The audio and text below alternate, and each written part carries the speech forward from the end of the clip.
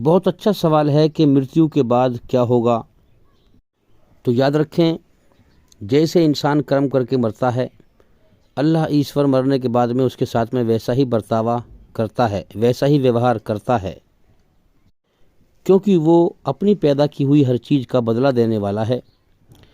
तो मेरे भाइयों, जो इंसान ईश्वरी रचना जो हमारे अंदर है, इंसान के अंदर है, इस रचना के आधार पर सही धर्म इस्लाम को पहचान ले और फिर पूरी तरह बुराई से बचते हुए, अच्छाई पर चलते हुए उस मालिक को राज़ी करके मर जाए, वो तो कामयाब है, हमेशा स्वर्ग का घर पाएगा, जो डर और गम से आज़ाद है। जो अल्लाह ईश्वर की कदर करे कि मैं कौन हूँ, मुझे किसने पैदा किया है, क्यों पैदा किया है, मुझसे चाहता क्या है, जीवन का समय मुझे क्यों दिया है, ये दुनिया पहले से चल रही थी, इसको वो चला रहा था, मैं दुनिया में आ गया हूँ अचानक, दुनिया अब भी चल रही है और मैं यहाँ से चला जाऊँगा जब भी दुनिया चलती रहेगी। तो ज़मीन और आसमान में जो भी कुछ है सब ईश्वर अल्लाह की प्रॉपर्टी है, उसी की संपत्ति है। मुझ जैसे लाखों करोड़ों इंसानों को वो पैदा करता है और इम्तिहान लेकर मौत देकर उठा लेता है। तो जो इंसान गौर करे और अपने मालिक को पहचान ले, उसकी मर्ज़ी को जान ले, उसे राज़ी करके मर जाए, वो तो कामयाब है। और जो इंसान अपने मालिक की तरफ गौर ना करे, मैं कौन हूँ, कहाँ से आया हूँ, किसने पैदा किया है, क्यों पैदा किया है, मुझसे चाहता क्या है, कोई गौर ना करे और दुनिया बटोरने में लगा रहे, अपने जीवन की हकीकत और इस कायनात के सच पर गौर ना करे कि मेरी जान किसी और के कब्ज़े में है और सच इस कायनात का ये है कि ये मौत का घर है।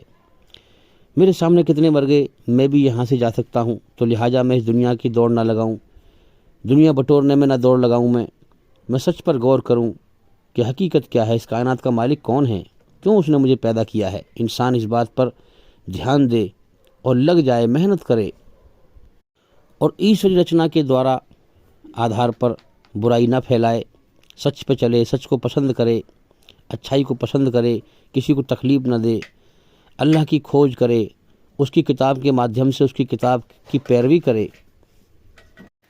मगर अक्सर लोग नहीं करते।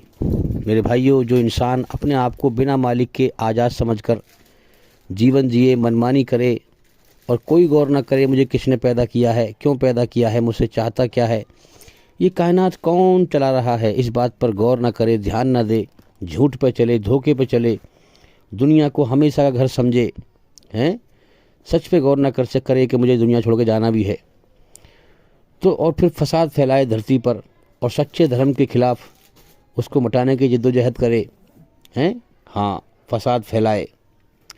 तो मेरे भाइयों, मरने के बाद वो समझ रहा है कि दुनिया में ये जीवन है हमारा, मौत के बाद कुछ नहीं है। लेकिन मेरे भाइयों, हकीकत ये है कि मालिक इम्तिहान ले रहा है, जीवन का उसने समय दे दिया है, उसने इंसान के अंदर रचना को रच दिया है और दो रास्ते सामने कर दिए हैं, अच्छाई पर चल या बुराई पर चल। अच्छाई में सुकून पैदा कर देता है, बुराई से बेचैनी पैदा कर देता है। कितनी स्पष्ट रूप से साफ बात है। बिल्कुल इंसान को जो है अपनी चॉइस से, अपनी मर्जी से, अपनी जिम्मेदारी से दोनों रास्तों में से छूट दे दी है, कोई सा रास्ता चुन ले। और दो रास्तों के दो अंजाम बता दिए हैं, खबर भेज दी हैं आसमान पर से कि अच्छाई का अंजाम स्वर्ग है, मेरे इनाम का हकदार बन जाएगा, और बुराई का अंजाम नरक है, जो मेरी सज़ा का हकदार बन जाएगा। तो मेरे भाइयों, जो लोग ये समझते हैं कि हमारा कोई मालिक ही नहीं है, मरने के बाद कोई ज़िंदगी नहीं है, मेरे भाइयों, जब वो उनकी आँख मिचेंगी, वो देखेंगे, जब मरने के बाद की ज़िंदगी को देखेंगे कि जन्नत स्वर्ग कितना बेहतरीन जीवन है और नरक कितना बुरा जीवन है। जब जन्नत से उसे वंचित कर दिया जाएगा, महरूम कर दिया जाएगा, स्वर्ग से उसे वंचित कर दिया जाएगा और नरक उसका ठिकाना होगा, तो मेरे भाइयों, पछतावे के सिवा उसके पास कुछ ना बचेगा। इंसान इतना पछताएगा, इतना पछताएगा कि अपने हाथ, दोनों हाथ कोहनियों समीत तक चबा जाएगा और पछतावे का एहसास इतना गहरा होगा कि चबाने का दर्द भी महसूस ना होगा।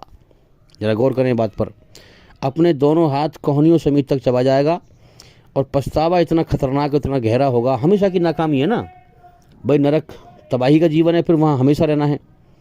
तो पछतावा इतना गहरा होगा कि अपने हाथ जो चबाएगा दोनों कोहनियों समीत तक, उसका दर्द भी महसूस ना होगा पछतावे की में गुम होकर। तो इंसान मरने के बाद हमेशा की नाकामी देखकर इतना पछताएगा। और आज इस दुनिया के झूठ फरेब में इतना रम चुका है इंसान इतना गुम हो चुका है, इतना भटक चुका है कि ईश्वरी रचना के आधार पर सच्चा धर्म उसे समझ में ही नहीं आता, क्योंकि समझना ही नहीं चाहता वो। शैतान के प्रोपगंडे के धर्म को, शैतान के, तो हर इंसान को गिनती के सांस मिले हैं इस दुनिया में, जो है जीने का समय मिला है। आज इंसान जिस मकसद के लिए जीवन मिला है उसको सुनने को तैयार नहीं, समझने को तैयार नहीं। फिर मौत के बाद फिर पछताएगा। तो मरने के बाद जब इंसान देखेगा कि वहाँ असल ज़िंदगी है, ये ज़िंदगी इम्तिहान थी, यहाँ परीक्षा हो रही थी, बेहतरीन जीवन तो मौत के बाद है, तो इंसान वहाँ पछताएगा कि एकाश मैंने उस दुनिया से अपनी इस ज़िंदगी के लिए कुछ आगे भेजा होता। तो वहाँ इंसान जब असल ज़िंदगी देखेगा तो हमेशा की नाकामी में पछताएगा और रोएगा, लेकिन फिर होगा कुछ नहीं। हर इंसान जो कर्म कर रहा है, आसमान में कंप्यूटर चल रहा है, सबके कर्म नोट किए जा रहे हैं, सबकी कर्मों की फ़ाइल है, सबका एमालनामा है। तो वहाँ पर जो है इंसान का एमालनामा दिखाया जाएगा, इकरा किताबत, पढ़ अपनी किताब। और अल्लाह के पास बहुत बड़े बड़े कंप्यूटर हैं जिसमें इंसान की ज़िंदगी दिखाई जाएगी कि तूने दुनिया में क्या किया। यहाँ तक कि मन के ख्याल भी दिखाए जाएंगे कि फ़लाँ बात तूने क्यों सोची किसी को नुकसान देने के लिए। तो इंसान कहेगा कि एकाश मेरा एमालनामा न दिखाया जाता और मुझे पता ना होता कि मेरा हिसाब क्या है। एकाश जो दुनिया में मेरी मौत आई थी वो मेरा काम तमाम कर देती। यानी कि इंसान का ख्याल है कि मैं मर के मिट्टी मिल जाऊंगा, मौत के बाद कोई ज़िंदगी नहीं है। तो वहाँ जो ज़िंदगी देखेगा तो रोएगा कि एकाश मौत मेरा काम तमाम कर देती। तो इंसान हमेशा की नाकामी के आंसू बहाएगा।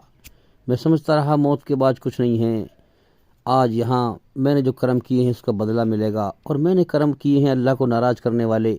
मैंने धरती पर फसाद फैलाया, दुनिया को हमेशा घर समझा, अपनी ज़िंदगी को हमेशा की ज़िंदगी समझा। मेरे सामने लोग मरते रहे मगर मैंने अपनी मौत को भुलाए फिरता रहा, अपनी मौत के होश में न आया कि मुझे भी दुनिया छोड़नी है। मेरे भाई वहाँ पर इंसान रोएगा, पछताएगा, लेकिन पछताने से बनेगा कुछ नहीं, क्योंकि अल्लाह ने कोई मिनट या सेकंड नहीं दी या घंटा आध घंटा नहीं दिया इम्तिहान के लिए। याद रखें उसने पूरी ज़िंदगी दी है, 50 साल, 60 साल, 70 साल, 80 साल, 100 साल, 40 साल हैं इंसान को सोचने समझने के लिए। इंसान की रचना रची है, उसके अंदर एहसासात रखे हैं, अच्छाई में सुकून पैदा कर देता है, बुराई से बेचैनी पैदा कर देता है। अब इंसान जुल्म करे और जुल्मत की दुनिया में बह जाए और गौर ना करे सच्चाई पर, तो इसमें अल्लाह का क्या कसूर है भाई? हैं जैसे कर्म करे हैं वैसी बदला मिलेगा, वहाँ कोई रियायत नहीं की जाएगी, वहाँ पर कोई कंसेशन नहीं किया जाएगा। जैसे कर्म किए हैं वैसे ही बदला दिया जाएगा। जो अल्लाह का नाशुक्रा है वो जहन्नुम की आग में ठोका जाएगा। तो वहाँ पर इंसान रोएगा कि ए काश मैंने अपनी इस, जब उस ज़िंदगी को देखेगा मौत के बाद, तो कहेगा कि ए काश मैंने उस दुनिया से अपनी इस ज़िंदगी के लिए कुछ आगे भेजा होता, नेकी करता, अच्छे कर्म करता, अल्लाह को राज़ी करता हैं। हाँ, ए काश मैंने अपनी ज़िंदगी के लिए कुछ आगे नेकी भेजी होती, अच्छे कर्म भेजे होते, तो आज यहाँ मेरे काम आते। जो दुनिया बटोरने में लगा रहा मैं, औलाद के चक्कर में मैंने जो है झूठ सच बोला और मैंने बुराई करी, फसाद फैलाया, दूसरों का हक मारा, वो दुनिया में ही रह गई, सब कुछ दुनिया में रह गया। मरने के बाद मुझे कोई नहीं पूछा दुनिया के अंदर। तो ए काश मुझको मेरा एमालनामा न दिया जाता और मुझे मालूम ना होता कि मेरा हिसाब क्या है। अब वहाँ सच को देख कर कह रहा है, ए काश मौत मेरा काम तमाम कर चुकी होती, आज मेरा माल मेरे कुछ भी काम ना आया जिसको दुनिया बटोरने में मैं लगा रहा। ए काश मैं भी सच्चे धर्म पर चलने वालों में शामिल होता तो मैं आज यहाँ कामयाब होता।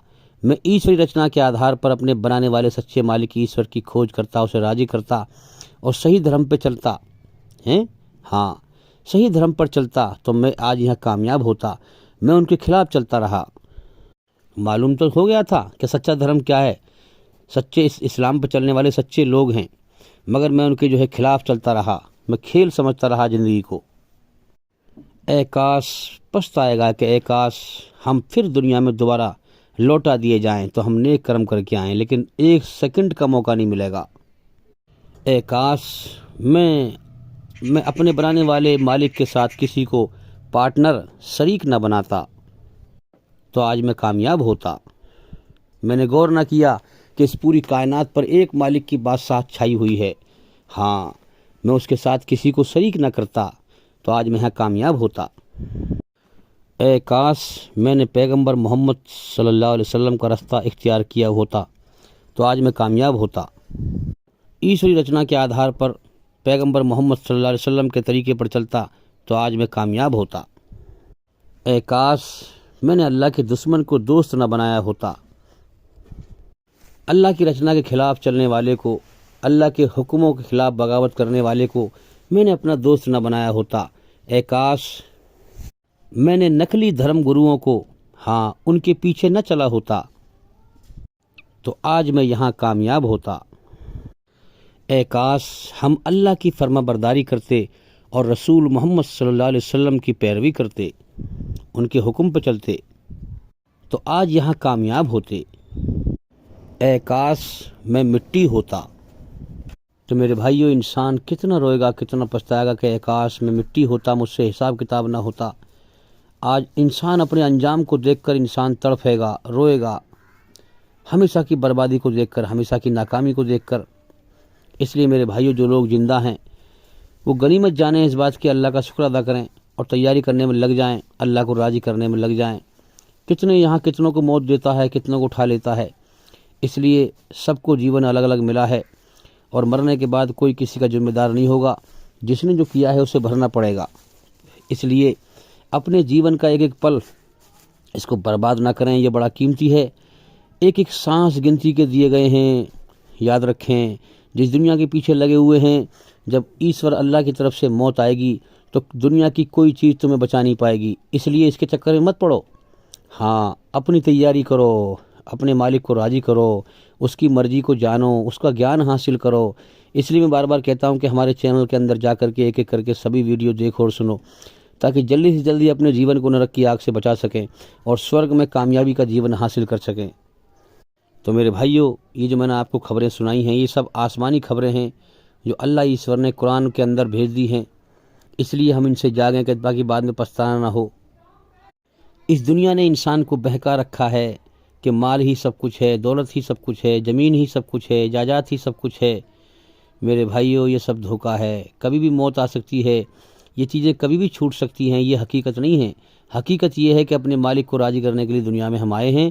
इस हकीकत पर ध्यान लगाएं, सच पर गौर करें कि ये जीवन धोखा है, हम कभी भी जा सकते हैं। यहाँ सब रिश्ते नाते, माँ बाप का, भाई बहन का, औलाद का, बीवी बच्चों के, सब दुनिया तक सीमित है। मेरे भाइयों, मौत पर सब रिश्ते ख़त्म हैं। जैसे इंसान अल्लाह की तरफ से अकेले आया है, वैसे ही अकेले लौटेगा, अपने कर्मों का हिसाब देगा। इसलिए मेरे भाइयों, ये सब धोखा है, इसको पहचानो। ये दुनिया सारी धोखा है, इसको पहचानो।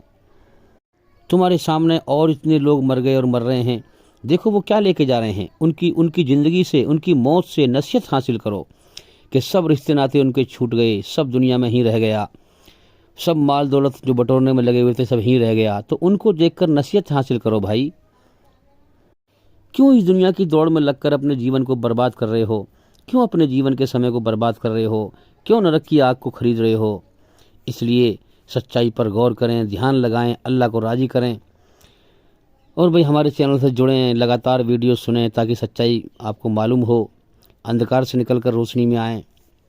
उम्मीद करता हूँ कि भाई सवाल का जवाब हो गया और भाई इंशाल्लाह ज़िंदगी रही तो फिर मुलाकात होगी। अस्सलामु अलैकुम वरहमतुल्लाहि वबरकातुहू।